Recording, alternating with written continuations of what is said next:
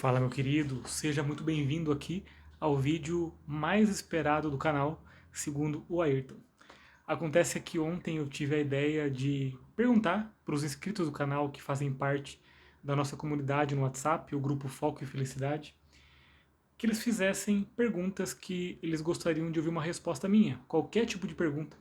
E tiveram muitas perguntas interessantes, algumas bombásticas, e confesso para vocês que eu escolhi intencionalmente não pensar sobre elas. Tá? Então você vai me ver aqui respondendo da maneira mais crua possível, mais direta possível, sem qualquer tipo de enfeite, sem qualquer tipo de pensamento prévio. Então vamos aqui raciocinar, filosofar juntos em relação a essas perguntas aqui.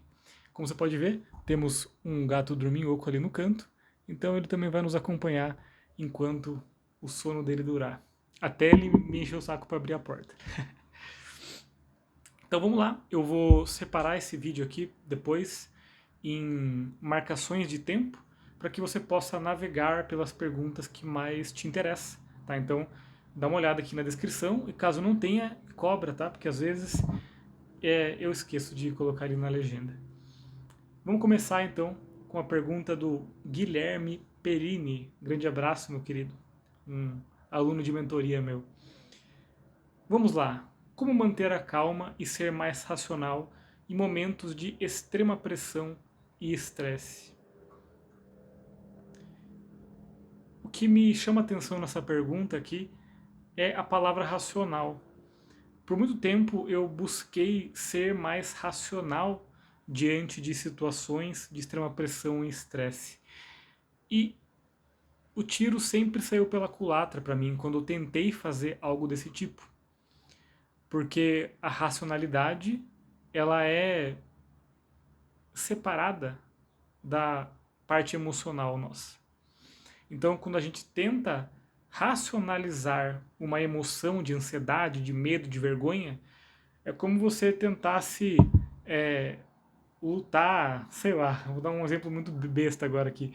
É como se você tentasse destruir um submarino com um avião, sabe? Eles estão em outro nível. Um está no mar, nas profundezas, e outro está lá no ar, no céu. Então, da mesma maneira, você tentar resolver um estresse, uma ansiedade por meio do pensamento, é ineficiente. E mesmo que você siga o conselho de muitos psicólogos, é um conselho que eu não dou, que eu desaconselho, é de você desafiar os seus pensamentos com a realidade, com a lógica. Eu acho que isso é um grande problema, porque as emoções, a mente trabalha não só com a lógica, mas no nível emocional. Vou dar um exemplo prático da minha vida para você. Eu era muito hipocondríaco, muito mesmo. E aí uma vez eu machuquei a mão, um machucado muito, muito superficial, mas tinha ferrugem ali no lugar que eu machuquei. Aí pronto, já implantei na minha mente que eu ia pegar tétano. E tentando seguir esse conselho de confrontar a minha mente com a realidade, eu busquei muitos artigos científicos, né? E relatos pessoais. E eu vi ali uma coisa falando assim, olha, o tétano só pega tétano quando você faz feridas muito profundas. E eu falei isso pra minha mente, viu só? Não tem como eu estar com tétano porque só existe em feridas profundas. Não pode ter oxigênio na ferida. Mas aí, o que minha mente respondeu? Ah, mas você vai ser o primeiro caso da história da humanidade. Você vai ser o caso científico que vai quebrar esse paradigma. Agora descobrimos que dá para ter tétano em feridas superficiais. Você percebe então que o jogo da mente é muito mais emocional do que racional? Se você encurralar sua mente racionalmente, ela vai jogar no emocional. E se você não souber jogar no emocional e ficar tentando racionalizar, ser racional, você vai fracassar. Então, é muito mais do que conseguir ser racional. A pergunta correta talvez seria como me abrir e como não fugir do desconforto, da ansiedade, do medo, da vergonha. Como, apesar do medo, da vergonha, continuar fazendo aquilo que eu vejo como algo, um desafio cheio de sentido para mim. Então, é muito mais uma habilidade emocional de se abrir, e não entrar em esquiva emocional e fugir, do que ser racional. Beleza, Gui? Um abraço. O Alexandre Jabur perguntou aqui para mim: se tudo pode ser, entre aspas, trabalhado internamente, como realmente diferenciar o que está sob meu controle do que não está? Cara, isso aqui, se tudo pode ser trabalhado internamente, como realmente diferenciar o que está sob meu controle e o que não está? Olha, sobre isso, eu acho que é muito importante a gente considerar, por exemplo, as leis imutáveis da natureza, as leis inquestionáveis da vida, né? Tem coisas que são óbvias, que são incontornáveis, incontroláveis, mas que o ser humano continua insistindo. O Buda falava, por exemplo, que na vida existe sofrimento. Tem gente que fala que a vida é sofrimento. Não, a vida tem sofrimento. Então, desejar, por exemplo, que você nunca sofra, que você viva feliz o tempo todo, que você viva em prazeres o tempo todo, é um equívoco grave de compreensão da realidade. Outro equívoco grave da compreensão da realidade é você ignorar a impermanência das coisas. É você desejar que nada mude. Que você não mude, que seu parceiro não mude, que as estações não mudem. Então, quando você começa a meditar, você começa a não só entender intelectualmente essas verdades da vida, como você começa a entender, olha, o meu poder diante da impermanência é minúsculo. O meu poder diante do sofrimento é parcial. Por exemplo, quando eu medito em retiro de meditação, né? Você fica lá meditando 10 horas por dia. O joelho dói muito quando você está meditando tanto assim. Você está ali sentado numa postura no chão e o joelho começa a doer demais lá pelos 45 minutos de prática. E aí, a dor da postura de ficar parado é uma dor inevitável. Corpos humanos, quando ficam parados por muito tempo, doem. Então, essa é a dor inevitável.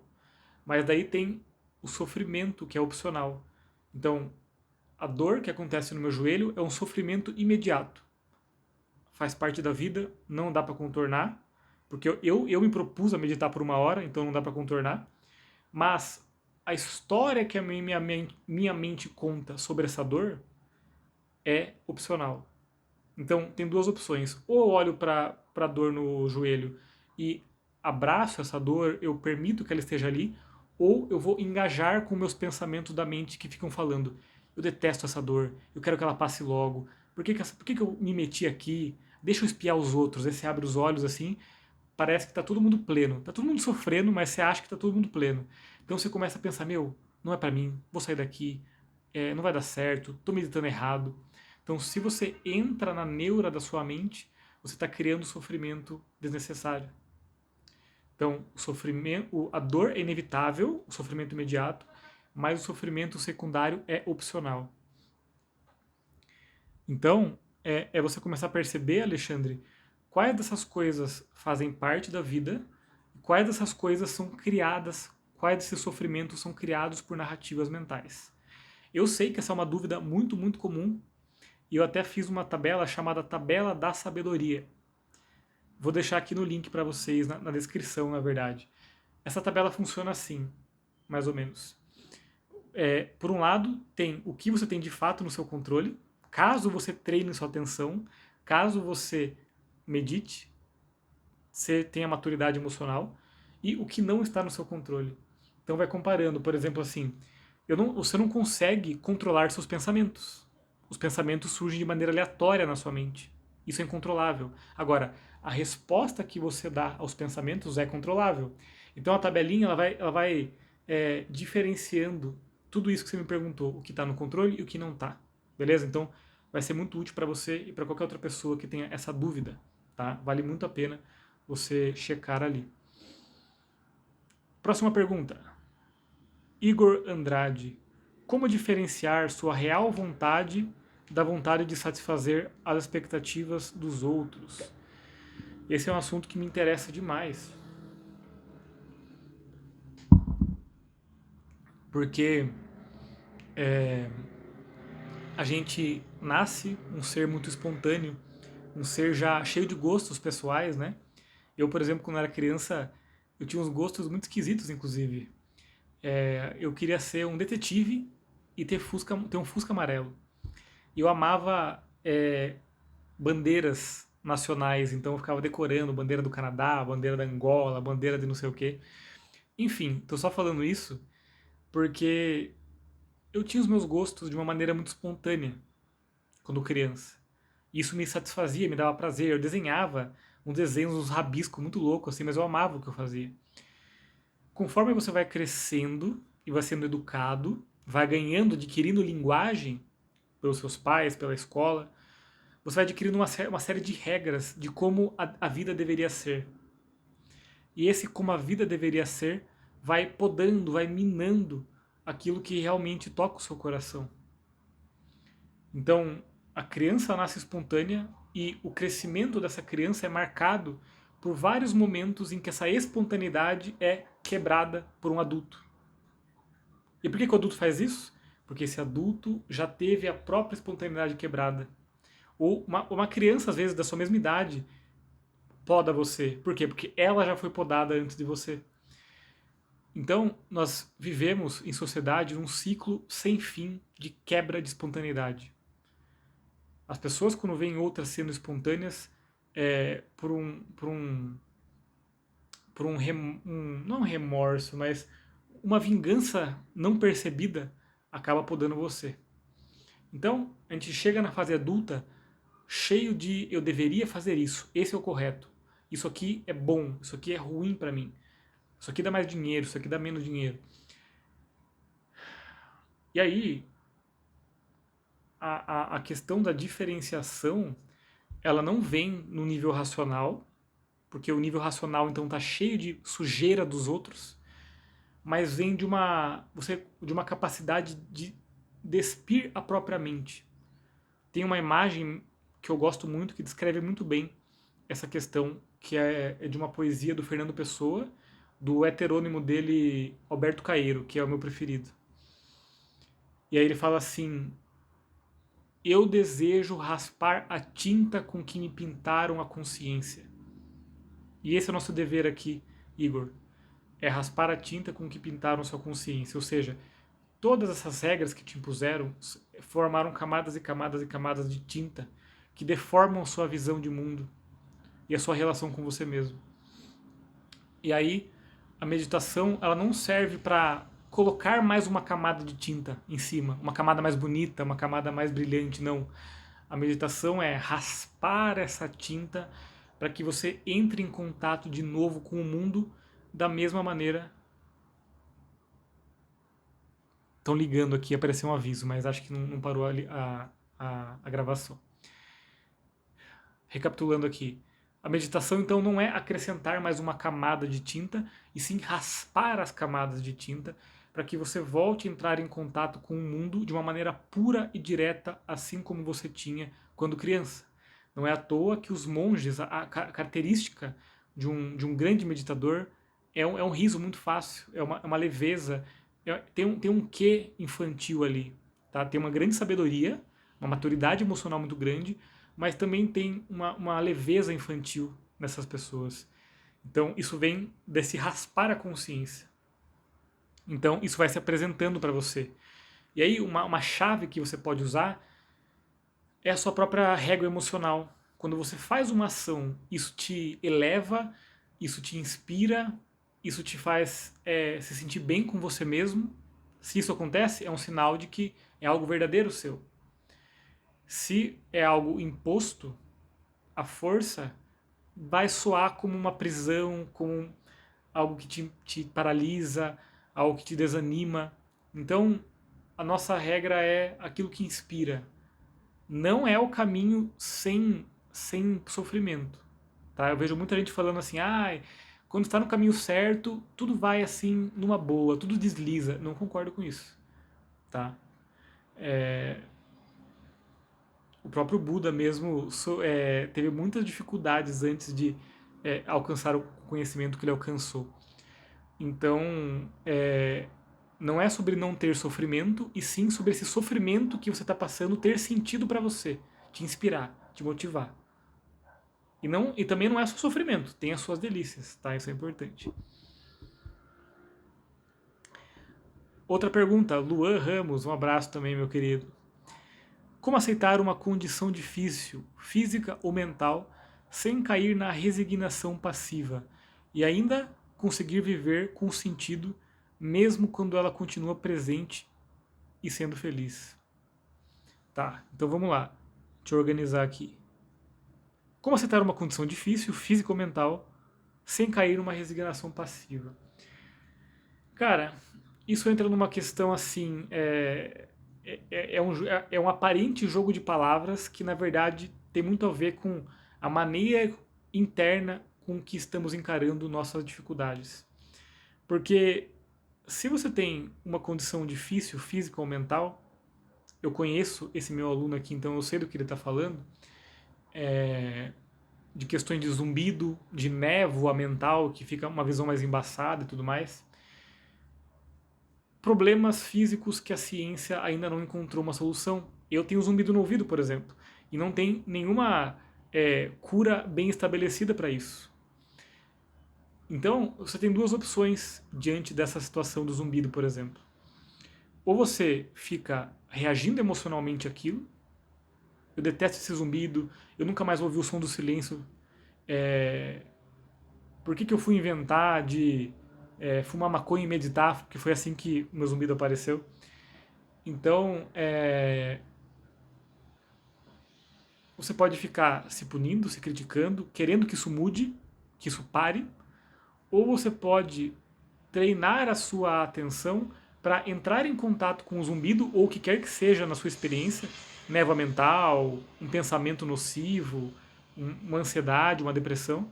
Você entrar em contato com o zumbido, no meu caso, e treinar a mente para não reagir automaticamente e negativamente ao zumbido.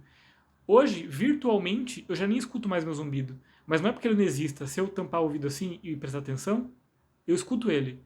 Mas hoje, ele já não causa mais uma resposta emocional em mim. Então, ele está tão neutro para mim hoje que ele se mistura com as outras coisas.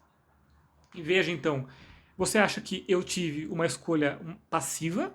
Você acha que eu fui passivo em relação ao meu zumbido? Ou você acha que eu ativamente direcionei minha atenção para o problema, para o incômodo, e treinei a minha mente para não reagir? Você percebe que então que a não reação é um treino ativo? Muita gente confunde isso, a não reatividade, como se fosse uma passividade, uma entrega à vida. Não. A não reatividade é uma escolha. E é a mais importante das suas ações, das suas escolhas, que é a ação de recusar a mente dominando você. Recusar com que você responda à mente de uma maneira automática. Tá? O Byung-Chul Han fala dessa escolha no livro dele, Sociedade do Cansaço. As pessoas não sabem mais dizer não para a própria mente. E é dessa escolha que estamos falando aqui, Luan. É uma escolha altamente ativa. Mas é escolher não responder, mas isso é uma escolha, não é passividade, beleza?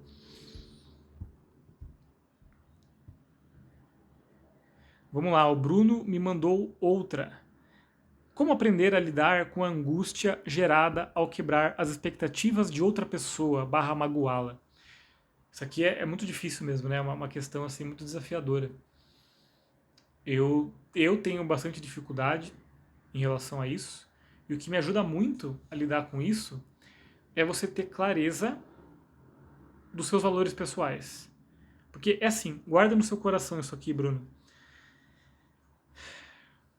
Se você não tem clareza dos seus próprios valores pessoais, você vai estar tentando se moldar aos valores pessoais dos outros. Você vai tentar se moldar ao que o outro espera de você, ao que ele enxerga da vida, ao que ele espera de relações pessoais. E aí você está lascado, cara. Porque as pessoas são infinitas, as visões de mundo delas são muito variáveis, e muitas vezes, modéstia à parte, são visões de mundo altamente distorcidas. Então, você não deve ficar se moldando à visão do mundo alheia. Eu não estou falando aqui para você ignorar os outros, para você desconsiderar o ponto de vista dos outros, mas você tem que ter os seus valores pessoais muito bem definidos. Vamos dar um exemplo, né? Eu sou vegetariano, por exemplo. Eu não como carne faz 6 anos, sei lá. E aí, a minha família tem uma tradição de fazer churrasco, por exemplo. E talvez uma situação hipotética aqui, né? O meu tio fez uma carne que quando eu gostava, que quando eu comia carne, eu gostava muito. Ele, ô, cara, eu fiz essa carne aqui pra você, cara, e não sei o quê. Eu tenho duas opções aqui. Ou eu quebro o meu valor pessoal, porque o meu tio não enxerga problemas em comer carne e porque ele quis me agradar, tinha ali uma boa vontade da parte dele. Então eu me afastaria do meu valor pessoal de não comer carne em prol do ponto de vista dele. Ou eu posso falar, tio, eu agradeço muito a carne que você fez para mim, o carinho, eu reconheço isso, mas hoje um valor muito importante para mim é não me alimentar de animais. Eu magoaria ele, com certeza, mas eu me manteria firme na minha decisão e não me sentiria culpado, porque isso é altamente relevante para mim. E o meu compromisso comigo mesmo é muito importante, porque se eu me traio, eu passo a agir com os outros de uma maneira pior. Ou seja, a coisa que você pode fazer de mais benéfico para você e para os outros é se respeitar. Porque assim você vai estar melhor para eles e para você. Então, é, soa egoísta, mas é a melhor coisa que você pode fazer. Reconheça, defina seus valores pessoais e defenda eles nas suas relações. E você vai ver todo mundo à sua volta se beneficiando disso de várias maneiras, tá? É uma coisa contraintuitiva que eu já vivi muitas e muitas vezes.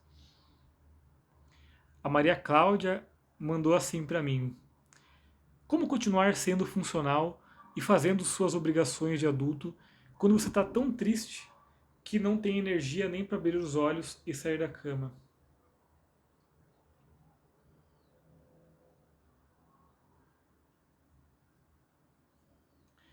O que me chama a atenção nessa pergunta da Maria é essa questão de suas obrigações de adulto.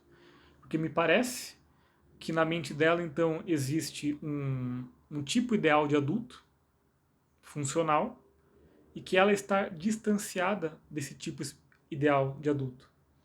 Então, me parece que existe, no meio desse raciocínio, uma distância grande entre o que ela pensa que ela deveria ser e o que ela é. E esse é o começo de muitos problemas emocionais. A gente se impor um ideal, muitas vezes externo, né, absorvido do externo, e se punir por isso. Então, eu começaria não tentando fazer as coisas, mesmo que você não tenha energia e não tenha vontade de abrir os olhos. Eu começaria visitando com atenção que tipo de adulto você acha que você deveria ser, de onde isso apareceu e como você tem se tratado por não conseguir alcançar isso. Porque muito provavelmente é a própria autopunição que você está se impondo é que está gerando essa estagnação, essa falta de energia. Tá?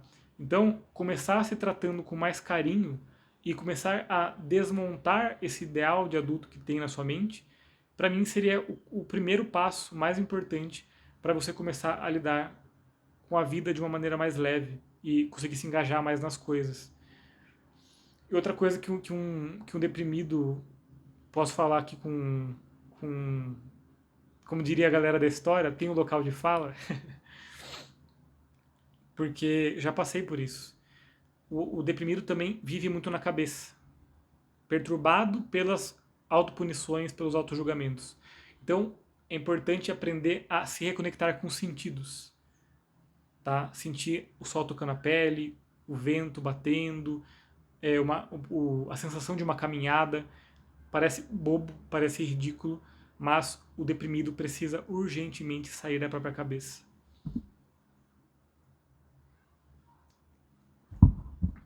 Então vamos lá. O Geórgio falou: como ressignificar a raiva? Eu não sei, você não precisa ressignificar a raiva. Você precisa aprender a sentir a raiva. Então, se a raiva, vamos supor que me parece que quando você fala ressignificar a raiva, parece que você sente uma raiva constante de algo que já passou. Tá? Me parece que é isso que você está me perguntando, né?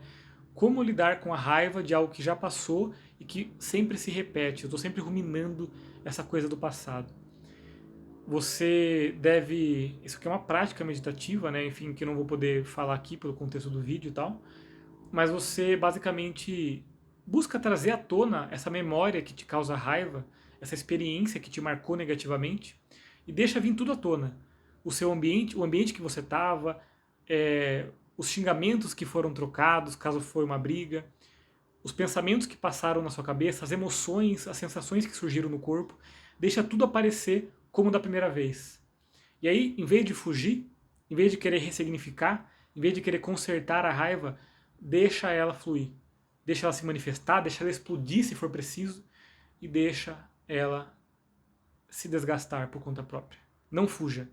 Chame ela, deixe que ela permaneça e deixe que ela passe. Faça isso faça disso uma prática constante e vai te ajudar bastante. Vânia, como lidar com uma pessoa próxima que tem traços de narcisismo? Vânia, vou ser muito sincero para você, eu conheço muito pouco sobre essa nomenclatura de narcisismo. Confesso que eu tenho uma certa aversão a esse tipo de nomenclatura e o uso que é feito disso nas redes sociais hoje.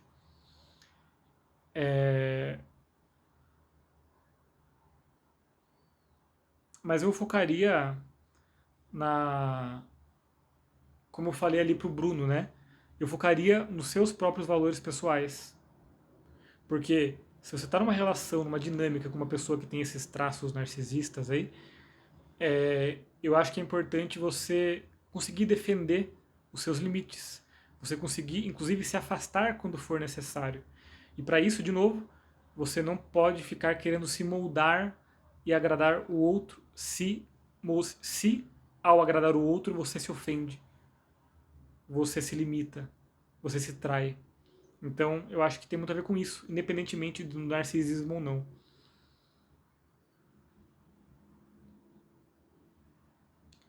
O Gabriel Arvelos, grande abraço, meu querido, mandou o processo de desapegar, entre parênteses, abrir mão, desgostar, entender que aquela percepção diferente não era sabedoria de fato, de estados de consciência induzidos por cannabis e outros psicodélicos, assim como estados de relaxamento induzidos pelo álcool. Então, ele está perguntando assim, basicamente, né? Que ele quer que eu comente, não é uma pergunta. Quer que eu comente sobre o processo de se desapegar das experiências dos psicodélicos, dos enteógenos. Porque é isso. Quando a gente está fumando maconha, quando a gente está bebendo, quando a gente está tomando ayahuasca, LSD, qualquer tipo de coisa assim, nós entramos em contato com experiências sensoriais distintas, né, muito diferentes do comum. A maconha, por exemplo, para mim foi uma substância que abriu a minha percepção, que mostrou pela primeira vez que a maneira usual com a que eu estava acostumado a experienciar o mundo, a vida, não era única. Então mostrou para mim, tem coisa diferente aí. A mente pode enxergar a realidade de outras maneiras. Só que eu acho que o benefício dessas substâncias acaba aí. Ela mostra para você que é possível alcançar outros estados de consciência.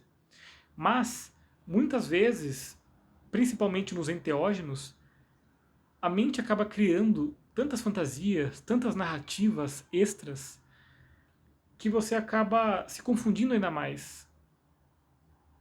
Porque no caminho do autoconhecimento, a nossa intenção é, como eu falei, despir a mente, raspar a tinta da consciência. E eu sinto que os insights, dados obtidos através de substâncias, eles muitas vezes não retiram a tinta, eles colocam só uma camada mais interessante, mais brilhante na frente dos seus olhos.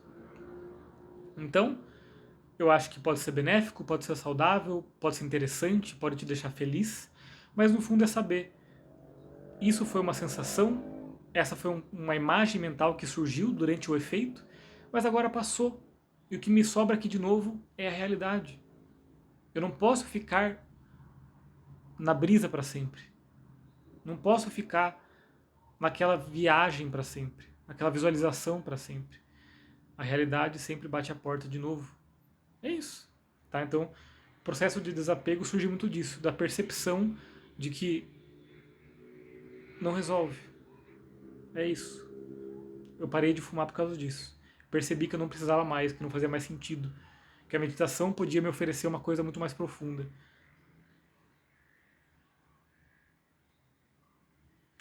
Eric Mota, vamos lá, meu querido. É possível superar traumas com familiares que ainda se convive através da meditação? Com certeza é. E aqui o fator de ainda se conviver com eles é uma questão de que você vai ter mais contato com os gatilhos, né? Que te levam a lembrar do trauma, a sofrer pelo trauma. Mas, tirando isso, o processo ainda é puramente interno. Porque, apesar da pessoa poder dar alguns gatilhos em você, a resposta automática que foi instaurada pelo trauma ainda acontece dentro de você. Então, o treino para superar esse trauma não seria nunca mais ver essa pessoa, para não ter mais gatilhos, e sim, ao entrar em contato com esses gatilhos, você vai conseguir se abrir para esse sofrimento que vai aparecer, ou você vai fugir, ou você vai se esquivar, ou você vai lutar contra. Putz, eu tinha lembrado de um exemplo tão bom. Ah, lembrei. No Alcoólicos Anônimos tem uma abordagem, né? Que é assim, assuma que você é um alcoólatra e que você nunca mais vai poder passar na frente de um bar na sua vida. Nunca mais vai poder ir numa festa na sua vida. Essa é a estratégia da evitação. Nunca mais entre em contato com o seu gatilho. E isso se demonstra, às vezes, eficaz por um tempo, mas quase sempre no longo prazo um fracasso, porque a vida está cheia de oportunidades de tomar álcool.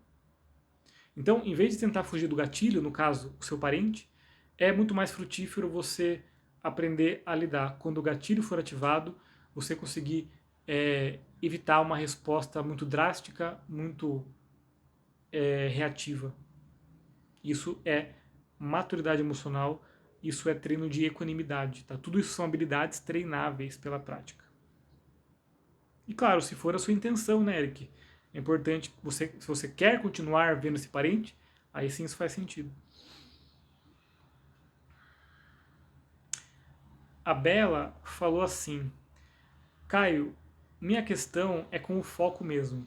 Por que é tão difícil realizar certas coisas, mesmo querendo, sabendo o que tem que ser feito e tendo consciência de que é necessário para o meu desenvolvimento? Por que essa paralisia tão grande para certas atividades?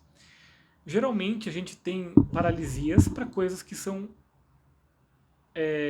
emocionalmente, como que se diz, relevantes para a gente, né? A gente não evita nada que é irrelevante para a gente. Por isso que é muito mais fácil, quando a gente tem um projeto importante para lidar, a gente optar por procrastinar de uma maneira útil. Vamos supor, precisava gravar esse vídeo, mas antes de gravar, eu quis lavar a louça, eu quis varrer a casa. Por quê? Porque são tarefas importantes, mas emocionalmente baixas de importância emocional. Porque eu não coloco em varrer a casa, em lavar a louça, o mesmo peso de identidade, o mesmo peso de realização pessoal do que eu coloco no meu canal do YouTube. Então, às vezes, é o excesso de importância que a gente cede a alguma coisa. Então, os vídeos que mais vão bem aqui no meu canal são os vídeos que eu tô nem aí para a sequência correta das falas, para fazer um gancho no começo. São vídeos que eu falo espontaneamente. Então, assim, o excesso de desejo por dar certo um projeto, ele age contra o seu próprio projeto. É sempre assim. Quando você quer ser muito espontâneo numa festa, e você fica toda hora tentando lembrar de ser espontâneo, você está justamente sendo o contrário de ser espontâneo. Porque você está se desconectando das pessoas, você está, talvez, pensando demais em uma situação que era só conversar. Da mesma maneira, é isso, a gente está pensando e planejando demais o trabalho, em vez de caminhar um pouco de cada vez. Quando os erros se apresentarem, você vai lá se ajustando conforme a vida vai pedindo. E também, outra coisa que me ajuda muito nesse sentido de travamento e tal, é ter os valores pessoais bem definidos. Então, assim, quando eu estou fazendo vídeos no YouTube, eu sei que esses vídeos estão conectados com o valor pessoal que eu quero defender na minha vida. Eu quero ajudar as pessoas com o meu trabalho. Eu não quero que o meu trabalho seja apenas por dinheiro, por isso que eu faço tanto conteúdo gratuito por aqui. Eu quero também defender a minha ideia, por meio dos meus vídeos, do meu trabalho, que a espiritualidade não precisa ser uma coisa só pra gente mística. Então, quando a gente tem os nossos valores pessoais bem claros, e a gente liga os valores pessoais com aquela atitude concreta que você precisa fazer, fica muito mais fácil da gente ter energia. Então, vou colocar aqui também, espero que eu lembre de tudo isso que eu estou falando, que eu vou colocar na descrição, o detector de valores pessoais. Tá? Você vai abrir ali, você vai selecionar alguns valores pessoais e vai fazer o trabalho de conectar. Como que eu posso defender esses valores pessoais por meio desse projeto que eu estou travado? Como que eles estão ligados? E aí você pode perceber que o seu projeto não está ligado a nenhum valor pessoal seu. E aí vai ser muito difícil mesmo de não travar. Tá? Gustavo Redó, grande abraço também, meu querido.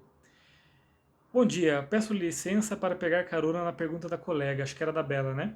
Sei exatamente o que devo e preciso fazer, mas não consigo executar, pôr em prática. Aí vem a procrastinação, frustração e paralisia. Cara, hoje mesmo eu atendi uma pessoa que estava com esse mesmo problema. E o que vocês precisam enxergar também é o seguinte: quando você procrastina, quando você paralisa, quando você foge da sua tarefa que você sabe que precisa ser feito, tem um benefício oculto que você não está enxergando. Pode parecer contraintuitivo, né? Bom, eu detesto essa minha atitude de procrastinar. Eu detesto essa minha atitude de deixar para depois.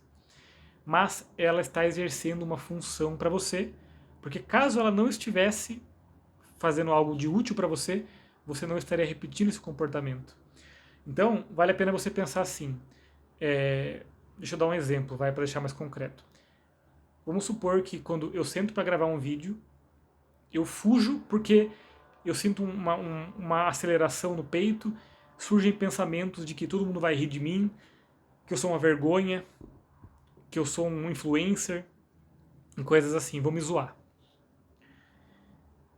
A procrastinação nessa minha situação teria o benefício de que, olha, quando eu procrastino gravar um vídeo, eu estou deixando de entrar em contato com pensamentos de autocrítica, com medo do fracasso. Então, você precisa entender qual está sendo o benefício oculto da sua ação de procrastinar. Do que você está fugindo? Do que você está se esquivando? Qual é a dor que você não está conseguindo entrar em contato? E aí tem o custo da sua procrastinação. É importante também você falar, nossa, se eu continuar procrastinando meus vídeos no YouTube, eu nunca vou conseguir desenvolver a minha habilidade de me comunicar, eu nunca vou conseguir realizar o meu sonho de fazer um retiro numa montanha, vai acontecer em breve, estou dando um spoiler aqui nesse vídeo. Vou fazer um retiro numa montanha em breve. Então, mapear os benefícios e os custos da procrastinação. Isso vai te dar muita clareza. E aí, o oposto também é verdadeiro. Se você parar de procrastinar, independentemente do desconforto, do atrito emocional que surgir, eu vou gravar vídeos no YouTube. Qual que é o benefício disso? Bom, vou conseguir construir uma audiência, vou espalhar minha mensagem, vou me desenvolver como ser humano. E o custo disso? Vou ter que encarar esses pensamentos autocríticos, vou ter que encarar haters nos comentários, Então veja, a escolha do caminho correto, do caminho saudável para você, não é um caminho sem sofrimento. É um caminho com sofrimento justificado, com atrito emocional justificado. Tem aquela frase do Nietzsche, né? Quem tem um porquê suporta quase todo como. É basicamente isso.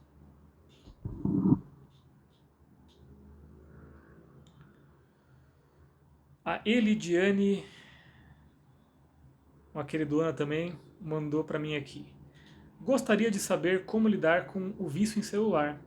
Eu sei que em parte é fuga da insatisfação com o meu trabalho e não consigo me comprometer em gerenciar melhor meu tempo de tela, nem mesmo a fazer meu trabalho com um pouco mais de seriedade, até eu conseguir encontrar outro pelo menos.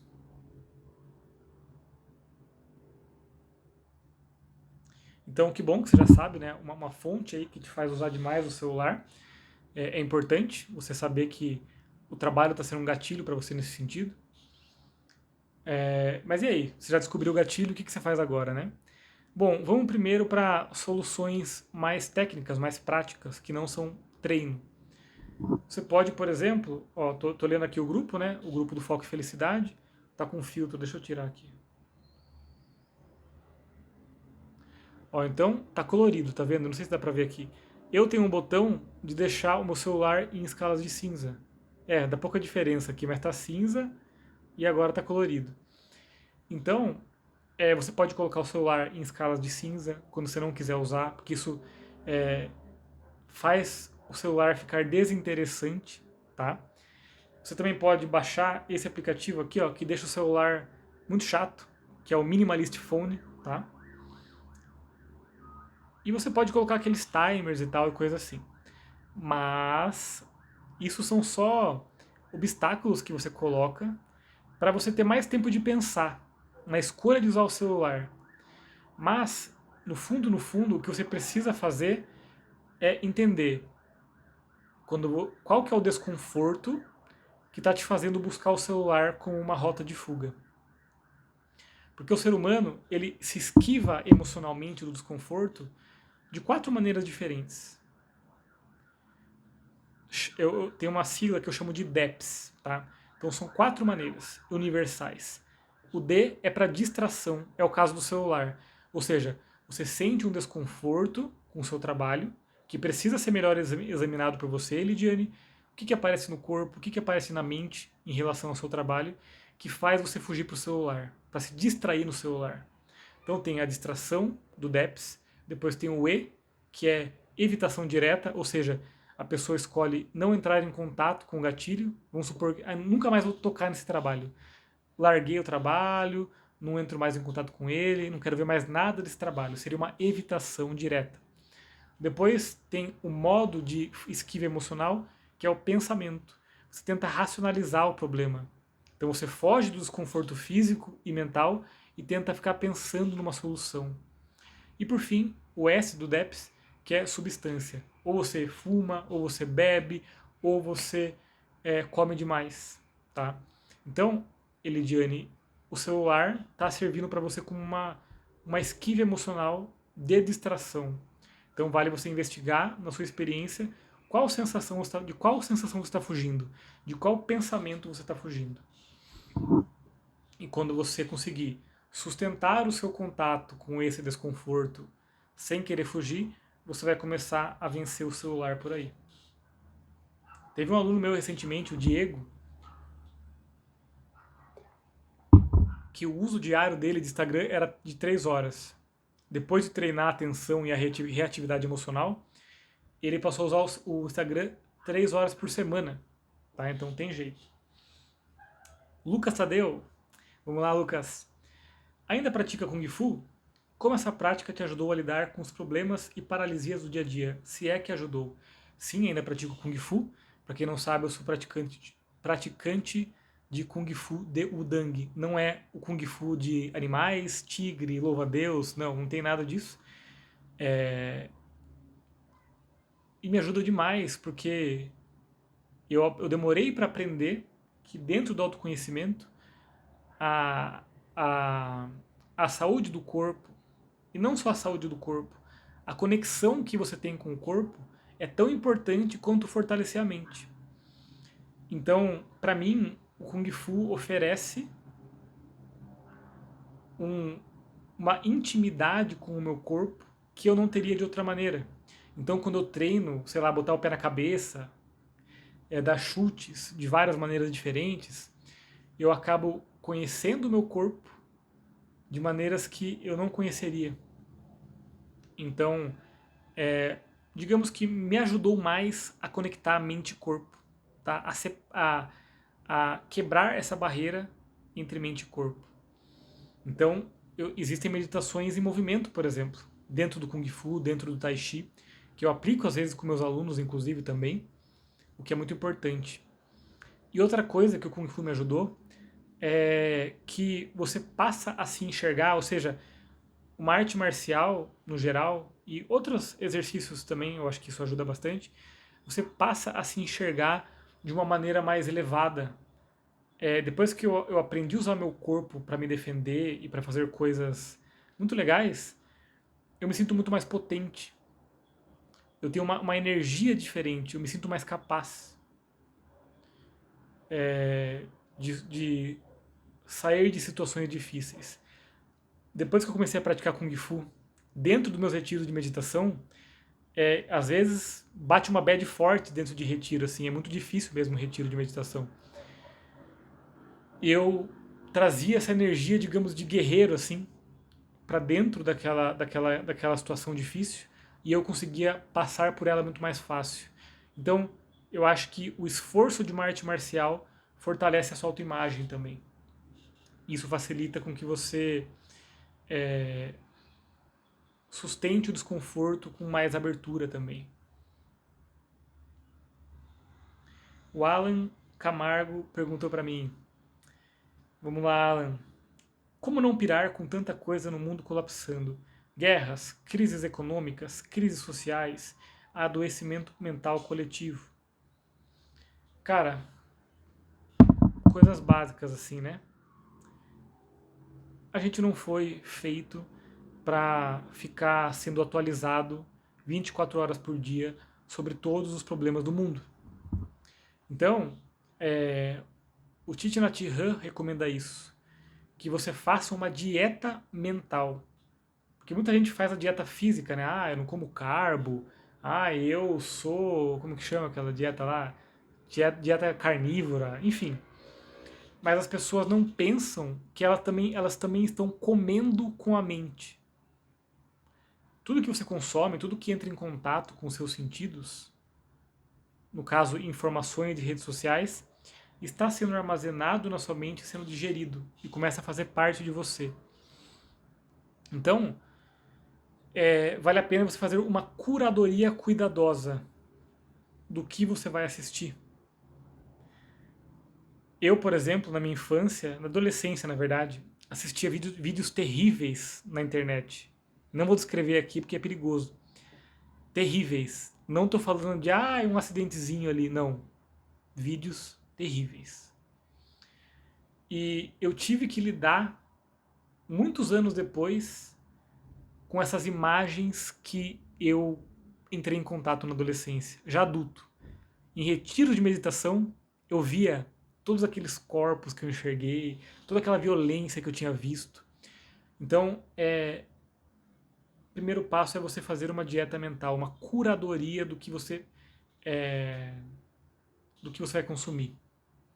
E larga a mão, não sei se esse é o seu caso, Alan, mas eu sei que é o caso do meu tio, por exemplo. Estou com ele na cabeça aqui agora.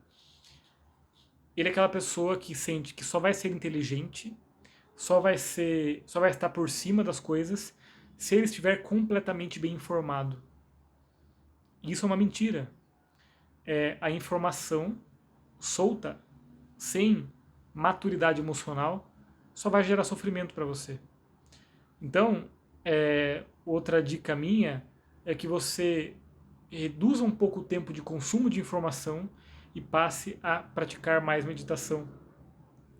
Porque é muito mais útil uma pessoa não tão super mega blaster informada sobre o mundo, mas que consegue lidar com as próprias emoções e consegue afetar positivamente as pessoas no nível microscópico, do que uma pessoa que sabe tudo do nível macro e não sabe limpar a própria bunda emocional, vamos dizer assim, tá? Então você vai ser muito mais útil para o mundo e para si mesmo desenvolvendo sua maturidade emocional do que ficando preocupado. Meu Deus, será que eu estou perdendo uma notícia importante? Tá? Então eu sou muito cauteloso com as notícias que eu consumo. E abrir mão de estar atualizado 100% das coisas.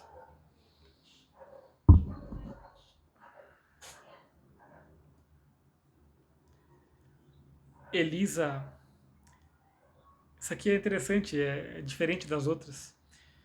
Se estivesse começando a criar conteúdo para a internet, seu público, o que começaria a ensinar? Não entendi muito bem essa parte do seu público. Se seria eu começando a criar para o meu próprio público? Não sei. Vou responder no nível mais geral, tá? Não vou falar para o meu público. Quer começar a criar conteúdo na internet? Você vai perceber que criar conteúdo na internet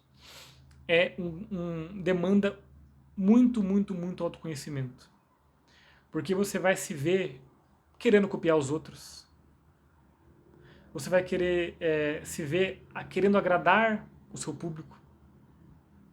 Querendo saber o que eles querem de você. E você vai acabar esquecendo o que você quer dar para eles. Que muitas vezes é mais importante. Porque muitas vezes o que o seu público quer ver, precisa ver, eles nem sabem que precisam. Então, é ter a coragem de você ser original, defender suas próprias ideias, sim, escutar o que o público quer, mas também ter a coragem de fazer o que você acha que é importante para eles também. Ter essa boa dose entre o que você dá para agradar, dá o que você quer o que eles querem escutar e o que você acha que é importante para eles e que talvez eles nem saibam ainda. Quando eu falo aqui, por exemplo, de treino atencional, eu não estou falando uma coisa que as pessoas me pediram. Caio, fala por favor de treino atencional, porque ninguém sabe que existe isso. Então, eu tive que falar, fulano, sabia que existe treino atencional? Sabia que você não precisa ficar tomando Venvanse o resto da vida? Então, pense nisso. E uma outra dica que eu daria para você.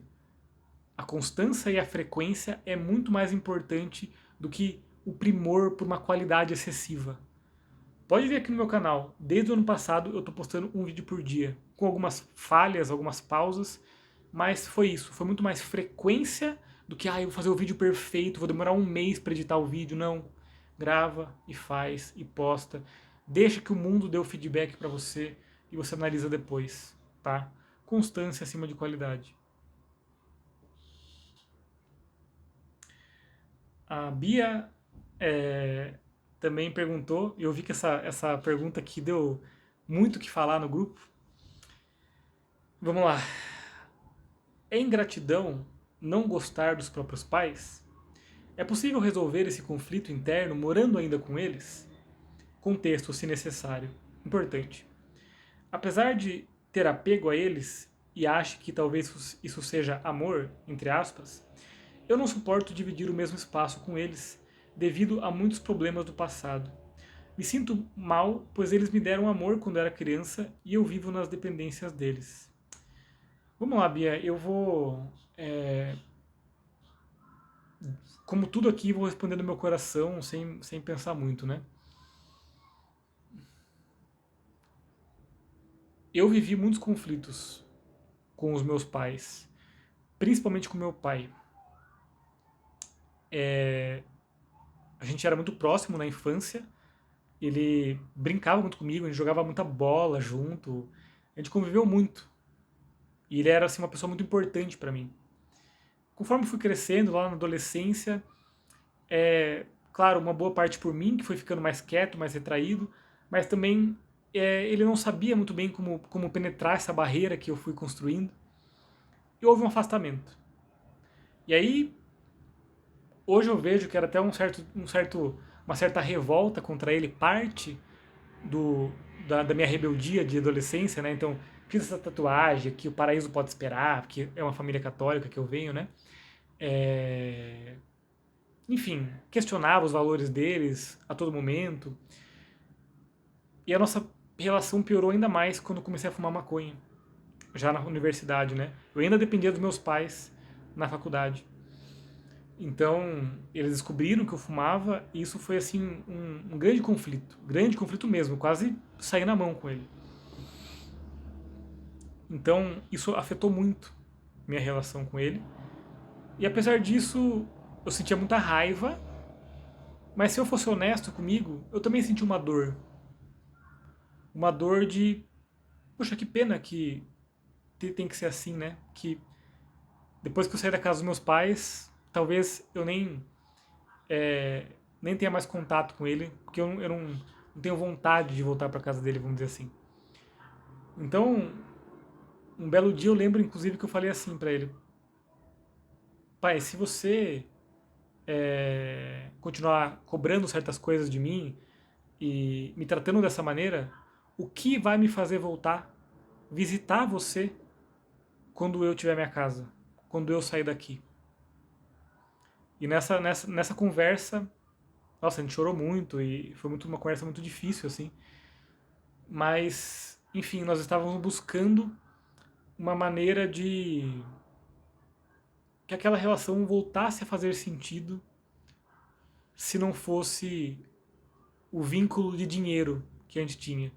Porque o que me mantinha junto dele e próximo dele era porque eu ainda era dependente dele.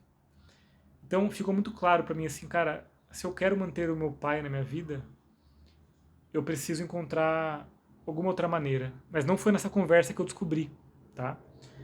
Então, foi muito tempo depois do meu primeiro retiro de meditação,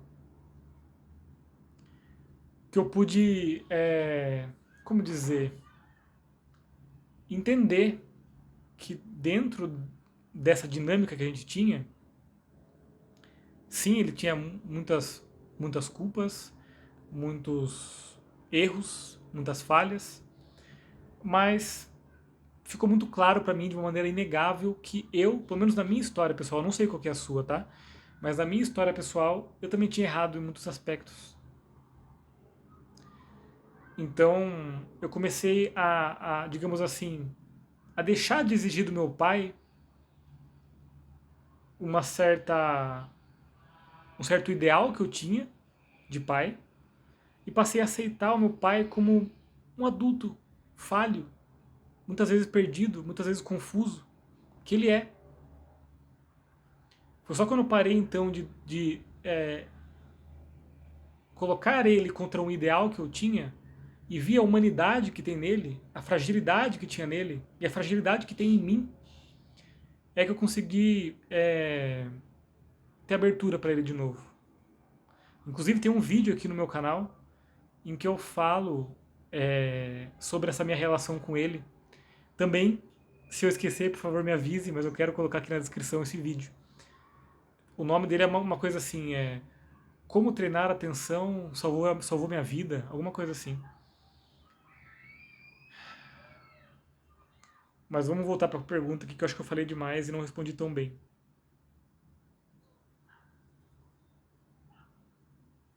Vamos responder essa questão de é ingratidão não gostar dos pais? Cara, isso é um valor que com certeza, né, você deve ter escutado de algum lugar, da própria família, da religião, alguma coisa assim. E eu acho que a gente precisa diferenciar a nossa gratidão, até mesmo o nosso amor, muitas vezes, da necessidade de estar junto. Às vezes, o maior ato de amor que você pode ter por uma pessoa é se afastar dela. Porque você já tentou de todos os meios, e aqui seja sincera com você. Você já tentou todos os meios até você ser vulnerável com os pais, com seus pais? Você está sempre na posição de cobrar. Mas vamos lá, caso você tenha tentado ser vulnerável, abrir as suas dores, e mesmo isso não adiantou. Mesmo assim, eles foram desagradáveis com você. Aí, em respeito por você e por eles, você pode se afastar. Porque amar e ter compaixão não é necessariamente estar junto. Às vezes, você vai ter mais paz e seus pais terão mais paz caso você se afaste. É dolorido, Eu tenho um caso na família, assim, enfim, uma parente minha decidiu se afastar da mãe porque é uma relação muito tóxica, muito instável, muito dolorosa. E às vezes é isso. Então, por amor, por respeito à gratidão que você tem, ao carinho que eles deram para você na infância, às vezes a escolha é se afastar.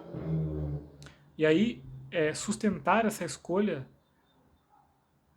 vai de isso estar alinhado com o seu valor pessoal. Aquilo que eu respondi lá pro Bruno, se eu não me engano, não me lembro mais.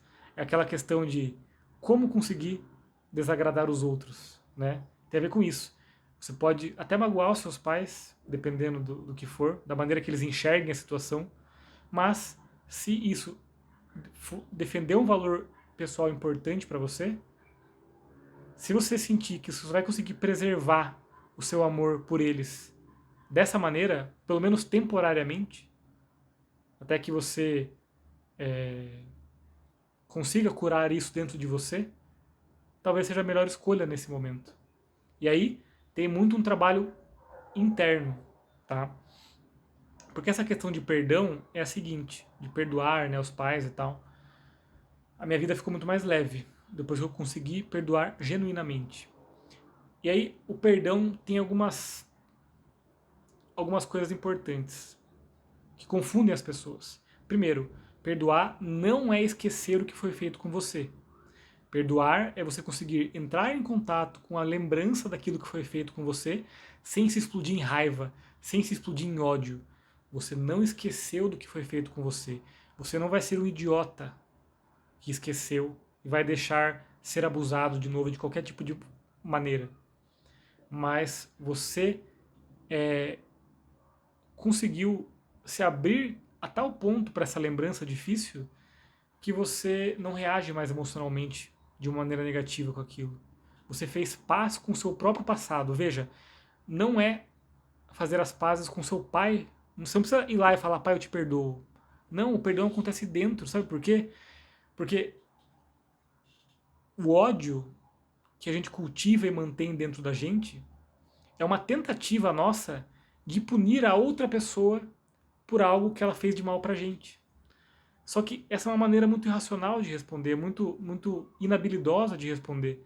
Natural, faz parte, todo ser humano faz isso, mas quando a gente para refletir não faz sentido. Porque a gente fica com ódio, com raiva, porque a gente pensa que se a gente soltar essa raiva, soltar esse ódio, o outro que nos magoou não vai ter uma resposta à altura. Só que muitas vezes a pessoa nem sabe o quanto você sofre, o quanto você tem raiva. E muitas vezes você nem afeta aquela pessoa e você está aí sofrendo, tenso, queimando por dentro. Então, o perdão, na verdade, é uma coisa muito mais sobre você tirar um peso das suas próprias costas do que você perdoar eles de fato. O perdão é com você.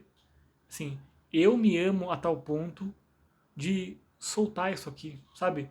Eu não preciso mais segurar essa raiva para querer punir alguém. Mas isso vem com o tempo, não se force a isso, tá? Mas um conselho, comece a praticar profundamente meditação. Faça um retiro. Fica de olho no meu retiro na montanha. Tudo isso é muito importante, mas é natural, tá? Eu não gosto dessas coisas que força perdão. Não acho que é assim. O perdão ele vem quando isso fica claro o suficiente para você, que faz mais mal para você do que para o outro. Beleza? Acho que era isso de perguntas.